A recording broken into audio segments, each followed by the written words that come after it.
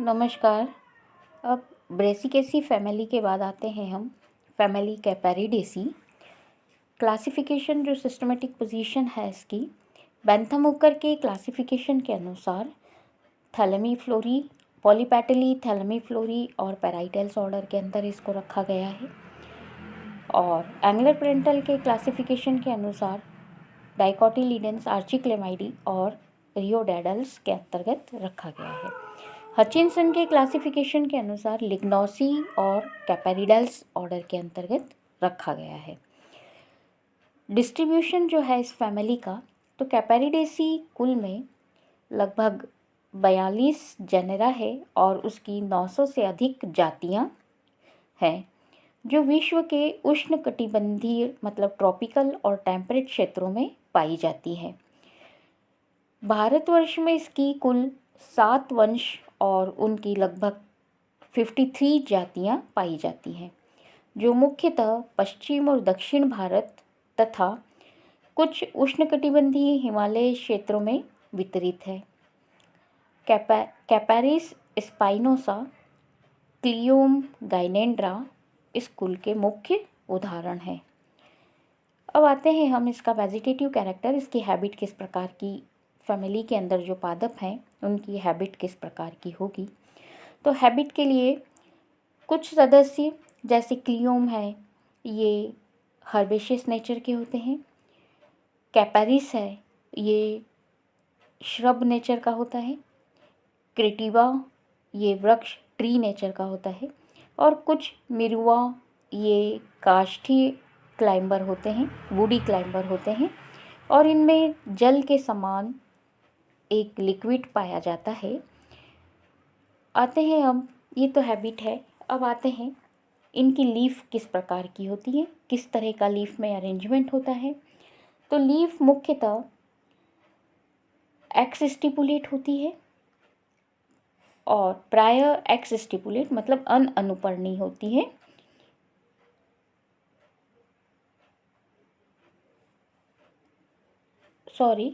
X stipulate ना होकर stipulate leaf होती हैं और एकांतर क्रम में लगी होती हैं। पत्तियाँ कुछ में सिंपल होती हैं जैसे कैपेरिस, कुछ में लोब्ड होती हैं, हस्ताकार मतलब पामेटली पिन कंपाउंड, कुछ में कंपाउंड लीफ होगी और वो कैसी होगी, पामेटली कंपाउंड लीफ होगी। फिर जो स्टिपुलेट पाया जाता है वो क्लियोम में लीफ के आकार का होता है और कैपेरिस में स्पाइनस कुछ शूलमय होता है। कैपेरिस डेसिडुआ में लीफ जो है वो कॉडेकस प्रकार की होती है, मतलब आशुपाती, कुछ समय रहती है और फिर झड़ जाती है, तो इनको आशुपाती लीफ कहा जाता है। तो कैपेरिस डेसिडुआ में कॉडेकस लीफ होती है, जिसके कारण से पौधे अधिकांशतः लीफलेस प्रतीत होते हैं। इस जाति के पौधों की शाखाओं में जो बाह्य कॉर्टेक्स होता है, आउटर कॉर्टेक्स, उसके अंदर पैलिसेड टिश्यू का विकास होता है, पैलिसेड टिश्यू पाया जाता है जो कि फोटोसिंथेसिस के द्वारा भोजन बनाने का कार्य करता है। क्योंकि यहाँ पर पत्तियाँ, जैसे ये कैपेरिस डेसिडुआ है, इनके अंदर पत्तियाँ झड़ जाती हैं, तो पत्तियों के झड़ जाने से जो फोटोसिंथेसिस की प्रोसेस है वो स्टेम के द्वारा होती है, इसलिए स्टेम में पैलिसेड टिश्यू पाया जाता है। इन प्रजातियों में जिनमें पत्तियां एब्सेंट होती है या नहीं होती है या झड़ जाती हैं, उनके अंदर ये पैलिसेड टिश्यू पाया जाता है। इसके बाद आते हैं इन्फ्लोरोसेंस। तो इन्फ्लोरोसेंस किस प्रकार का होता है, तो पौधों के अंदर प्रायः रेसिमोस प्रकार का इन्फ्लोरोसेंस पाया जाता है, लेकिन कुछ जातियों में कॉरिम्ब या अम्बेल पुष्पक्रम भी होता है। जैसे क्लियोम है, इसके अंदर रेसिम प्रकार का पुष्पक्रम होता है। गाइनेनोड्रोप्सिस, इसके अंदर कॉरिम्ब प्रकार का पुष्पक्रम होता है। कैपेरिस डेसिडुआ, मिरुआ, इनमें अम्बेल प्रकार का पुष्पक्रम होता है और क्रिटिवा में अम्बेल प्रकार का पुष्पक्रम होता है। फिर क्रिटिवा में सोलिएटरी फ्लावर होते हैं। कभी कभी निबूहरिया में भी सोलेटरी फ्लावर मिलते हैं। क्रिटिवा में अम्बेल प्रकार का पुष्पक्रम होगा। तो इस प्रकार से अलग अलग प्रकार के पुष्पक्रम हमको रेसिमोज रेसिम, अम्बेल, कोरिम्ब और सोलिएटरी फ्लावर मिलते हैं। इसके बाद जो पुष्प है, फ्लावर किस प्रकार का पाया जाता है, तो फ्लावर जो है वो ब्रैक्टिएट फ्लावर होता है। साथ ही में इनके अंदर ब्रैक्टियोल्स अनुपस्थित होते हैं, मतलब ई ब्रैक्टियोलेट फ्लावर होता है। जनरली फ्लावर एक्टिनोमॉर्फिक होते हैं, लेकिन कुछ में ज़ाइगोमॉर्फिक भी हो सकते हैं। और जो कैपेरिस की जातियां हैं, इसके अंदर एक्टिनोमॉर्फिक फ्लावर होता है और ये टेट्रामेरस और हाइपोगाइनस प्रकार का पुष्प होता है। पुष्प जो है वो कुछ में ज़ाइगोमॉर्फिक प्रकार का होता है, लेकिन हर्माफ्रोडाइट होता है, साइक्लिक होता है। टेट्रामेरस, हाइपोगाइनस इस प्रकार का पुष्प होता है। कैलिक्स जो कि 4 पाए जाते हैं, 2 चक्रों में विन्यासित होते हैं। पॉलीसिपेलस कंडीशन होती है। आधार पर संयुक्त बाह्यदल या कुछ पुष्पों में आधार पर ये संयुक्त बाह्यदल होते हैं। इनके अंदर या तो एस्टिवेशन वेलवेट प्रकार का या फिर इम्ब्रिकेट प्रकार का होता है। मिरुआ में वेलवेट प्रकार का एस्टिवेशन होता है और कैपेरिस में जो पोस्टीरियर सेपल्स होते हैं वो एक छत्रनुमा संरचना बनाते हैं। इस कारण से ये ज़ाइगोमॉर्फिक स्थिति को प्रदर्शित कर सकते हैं। कोरोला जो प्रायः 4 होते हैं और पॉलीपिटेलस प्रकार के होते हैं और कैडेबा में केवल 2 ही पेटल्स पाए जाते हैं। रॉयडिसिया, इसके अंदर पेटल्स का अभाव होता है और जो पेटल्स है वो डायगोनली व्यवस्थित होते हैं। इनके अंदर क्लॉ और लिम्ब में विभेदन भी पाया जाता है और जो एस्टिवेशन है वो या तो वेलवेट एस्टिवेशन होगा या फिर इम्ब्रिकेट एस्टिवेशन होगा। एंड्रोशियम, इसके अंदर स्टेमेंस की संख्या 4 या उससे अधिक होती है। क्लियोम के अंदर केवल 4 स्टेमेंस पाए जाते हैं, जब क्लियोम टेटेंड्रा के अंदर केवल 4 स्टेमेंस पाए जाते हैं, जबकि क्लियोम की दूसरी जातियों में स्टेमेंस की संख्या 6 होती है। लेकिन ये जो 6 संख्या है वो टेट्राडिनमस स्थिति में नहीं होती है। कैपेरिस और क्रेटिवा में जो स्टेमेंस की संख्या है वो अनिश्चित होती है, इनडेफिनेट स्टेमेंस पाए जाते हैं और अनेक चक्रों में विन्यासित होते हैं। एंथर जो है वो डाइथिकस होता है, इंट्रोज होता है तथा जो उसका जो डिहिसेंस होता है वो लॉन्गिट्यूडिनली होता है। क्लियोम की कुछ जातियों में, अब स्टेमेंस में क्या होता है कि कुछ जातियाँ, क्लियोम की कुछ जातियों में यहाँ पर एंड्रोफोर की स्थिति पाई जाती है। तो क्लियोम की कुछ जातियों में जो पेटल्स हैं और स्टेमेंस, उन दोनों के मध्य का जो थैलेमस है वो इलोंगेटेड, उन दोनों के बीच का जो इंटरनोड कह लो या जो थैलेमस है वो इलोंगेटेड होकर एंड्रोफोर का निर्माण करता है, जिससे कि स्टेमेंस ऊपर की ओर उठे हुए रहते हैं। सामान्यतः पेटल्स और स्टेमेंस के बीच में एक डिस्क पाई जाती है। इसके बाद आते हैं गाइनोशियम। तो बाइकार्पलरी सिनकार्पस ओवरी होती है और ओवरी सामान्यतः गाइनोफोर, मतलब कि अब यहाँ पर गाइनोफोर एंड्रोफोर की स्थिति में क्या हुआ है कि पेटल्स और स्टेमेन के बीच का जो थैलेमस का पार्ट है वो ऊपर उठ जाता है। यहाँ पर गाइनोफोर की स्थिति में क्या होगा कि जो स्टेमेन्स हैं वो और कार्पल के बीच में पर्व संधि के विकास से एक दीर्घित अक्ष निर्मित हो जाता है, तो उसको हम कहते हैं गाइनोफोर। तो यहाँ पर गाइनोफोर का निर्माण होता है और ओवरी जो है वो सुपीरियर होती है तथा सुपीरियर ओवरी और यूनिलोक्यूलर ओवरी होती है। फिर इसके अंदर प्रत्येक लॉक्यूल के अंदर 2 ओव्यूल पाए जाते हैं, कभी कभी 4 भी पाए जा सकते हैं, जैसे कैपेरिस में 4 पाए जाते हैं। प्लासेंटेशन जो है वो पैराइटल प्लासेंटेशन पाया जाता है। कभी कभी बीजांडासन की इन ग्रोथ के कारण जो ओवरी है वो 2 या अधिक कोष्ठों में विभाजित हो जाती है और प्रत्येक बीजांडासन पर कुछ प्लासेंटा पर कुछ या अधिक ओव्यूल पाए जाते हैं। स्टाइल जो है प्रायः छोटी होती है और स्टिग्मा जो है वो कैपिटेट होता है या फिर बाइलोब्ड होता है। तो इस प्रकार से ये तो पूरे फ्लावर का डिस्क्रिप्शन होता है। इसके अंदर फ्रूट का निर्माण और सीड का निर्माण। तो फ्रूट किस तरह के होते हैं? 2 कपाटों में स्फुटित होने वाला कैप्सूल होता है। फ्रूट बेरी प्रकार का भी फ्रूट होता है, जैसे कैपेरिस में पाया जाता है, और ड्रुप प्रकार का फ्रूट भी होता है, जैसे राइडिसिया में पाया जाता है। सीड जो है प्राय रेनिफॉर्म होते हैं और नॉन एंडोस्पर्मिक होते हैं। इनमें एम्ब्रियो अंदर की ओर मुड़ा हुआ पाया जाता है।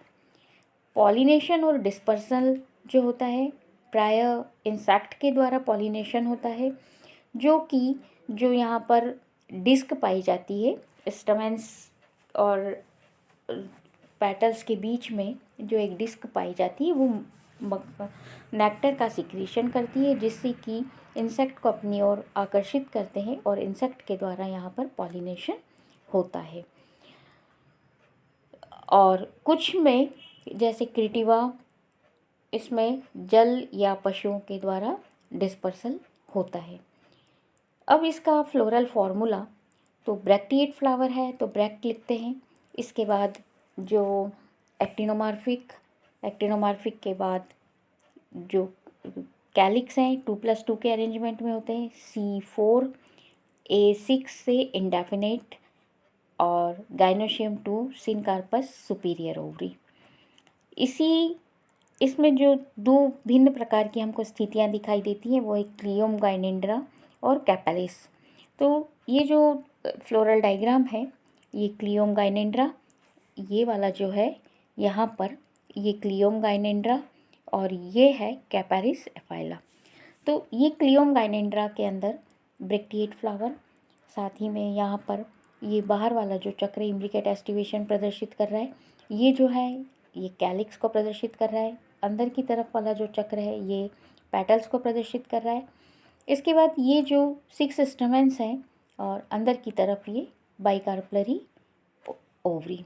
इसी तरह से यहाँ पर स्टैमेन्स 6 दिखाई दे रहे हैं, लेकिन यहाँ पर हमको स्टैमेन्स जो है वो इनडेफिनेट, ये अंदर की तरफ सारे इनडेफिनेट नंबर में स्टैमेन्स दिखाई दे रहे हैं। तो ये इस प्रकार से हमको 2 तरह के क्लियोम और कैपेरिस के ये जो फ्लोरल डायग्राम है। इसके बाद आते हैं हम इस फैमिली का जो इकोनॉमिक इम्पोर्टेंस है।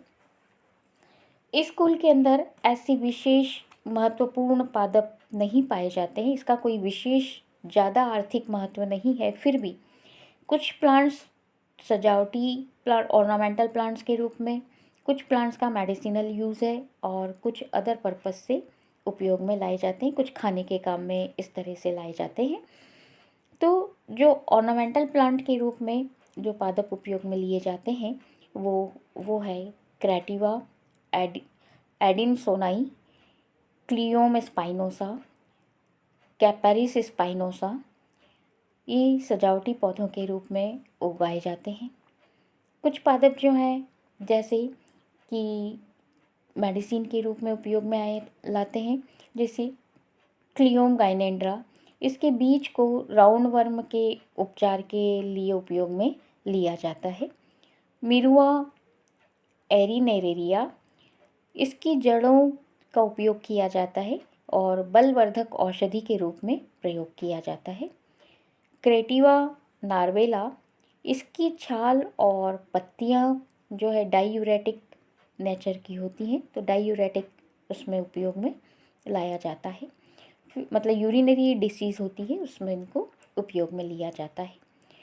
फिर कुछ स्पीसीज़ हैं जो खाने के काम में आती हैं।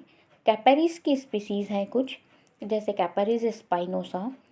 इसकी फ्लावर बड्स को सब्जी के रूप में प्रयोग किया जाता है, या फिर भोजन को स्वादिष्ट बनाने में भी प्रयोग में लाई जाती है।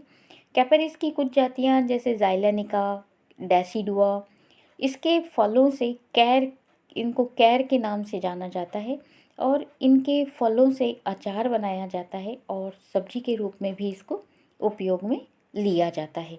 तो इस फैमिली के अंदर जो मुख्य जातियां हैं कैपेरिस, जिसकी कई सारी स्पीसीज़ हैं, कैपेरिस एफाइला, कैपेरिस डेसिडुआ, कैपेरिस एफाइला और डेसिडुआ दोनों एक ही हैं। फिर कैपेरिस ग्रैंडिस, कैपेरिस सिपिरेरिया, कैपेरिस हॉरिडा, कैपेरिस स्पाइनोसा, कैपेरिस बाईस्पर्मा।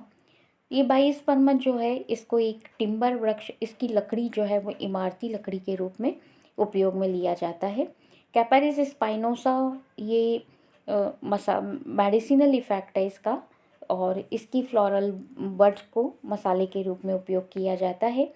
कैपेरिस हॉरिडा या ज़ाइलेनिका, इसको हेज के रूप में, कांटेदार झाड़ी के रूप में लगाया जाता है। कैपेरिस सिपिएरिया, इसकी भी जो इसके पौधे बहुत सुंदर होते हैं और इसको भी झाड़ी के रूप में लगाया जाता है। और इसकी जो लीफ है, ये त्वचा के रोगों में लाभदायक होती है। इसी प्रकार क्लियोम की स्पीसीज़ जो है, कई सारी स्पीसीज़ हैं क्लियोम की। क्लियोम वेसिकोसा, क्लियोम स्पाइनोसा, इकोसेंड्रा और मोनोफाइला, चेलिडोनी, इस प्रकार काफ़ी सारी इसकी स्पीसीज़ हैं क्लियोम की। तो क्लियोम जो है, इसकी जो क्लियोम वेसिकोसा है, इसकी बीज से करीस के प्रयोग में करीस बनाई जाती है, इसको प्रयोग किया जाता है उसमें, और इसकी बीज और पत्तियां मेडिसिनल यूज़ में ली जाती हैं और कार्मिनेटिव के रूप में इसका उपयोग किया जाता है। स्पाइनोसा ये एक सुगंधित हर्बेशियस प्लांट है और ऑर्नामेंटल प्लांट के रूप में इसको लगाया जाता है। मोनोफाइला, इसकी पत्तियां खाई जाती हैं और बेहोशी के समय इसकी जड़ें होठों पर रखी जाती है तो उससे बेहोशी दूर हो जाती है। और क्लियोम चेलिडोनी, ये त्वचा के रोगों में लाभदायक होती है। गाइनेनोड्रोप्सिस गाइनेंड्रा, ये एक प्रकार का हर्बेशियस प्लांट है और बरसात के मौसम में इसकी पूरी वृद्धि होती है और इसकी पत्तियां खाई जाती हैं और इसकी जड़ों का काढ़ा बना के बुखार में दिया जाता है। इसकी पत्तियां इंडाइजेशन में उपयोगी होती हैं और सबसे ज़्यादा उपयोग तो इसका बिच्छू के डंक से या सांप का काटा हुआ जहाँ भी होता है तो इस पौधे की पत्तियों को पीसकर वहाँ पर लगाया जाता है। तो ऐसा कहा जाता है कि उससे उसका जहर निकाला जाता है, इनके द्वारा जहर निकल जाता है। क्रेटिवा रिलीजियोसा, क्रेटिवा रॉक्सबर्गाई, तो क्रेटिवा स्पीसीज़ जो है, इसकी पत्तियां भी मेडिसिनल यूज़ रखती हैं और जो रॉक्सबर्गाई है, इसकी लकड़ी से पेटियां बनाई जाती हैं, लिखने के बोर्ड बनाए जाते हैं और पत्तियां चारे के रूप में उपयोग में लाई जाती हैं। मिरुआ एक शोभाकारी ऑर्नामेंटल प्लांट है और राइडिसिया ये भी एक ऑर्नामेंटल प्लांट है। इस प्रकार इस फैमिली की जो सिस्टमेटिक पोजीशन है, इसकी कैपेरिडेसी फैमिली की ब्रैसिकेसी फैमिली से काफ़ी अधिक समानता है, इसलिए दोनों एक दूसरे के बिल्कुल निकट रखा गया है और ऐसा माना जाता है कि कैपेरिडेसी या तो कैपेरिडेसी क्रूसीफेरी एक ही सामान्य पूर्वज से विकसित हुई है, ऐसा माना जाता है। ब्रैसिकेसी फैमिली और कैपेरिडेसी के ब्रैसिकेसी फैमिली कैपेरिडेसी के अल्प विकसित सदस्यों से आई है, ऐसा माना जाता है, क्योंकि दोनों ही कुल में बाइकार्पलरी ओवरी पाई जाती है और पैराइडल प्लेसेंटेशन पाया जाता है। तो और टेट्रालोक्युलर स्थिति, कभी कभी टेट्रालोक्युलर स्थिति भी दिखाई देती है। तो इस प्रकार से ये फैमिली की जो सिस्टमेटिक पोजीशन है, इसको कैपेरिडेसी को ब्रेसिकेसी फैमिली के करीब रखा गया है। तो इस प्रकार से इस फैमिली के अंदर कुछ प्लांट्स जो मेडिसिनल महत्व रखते हैं और कुछ जो ऑर्नामेंटल महत्व रखते हैं। धन्यवाद।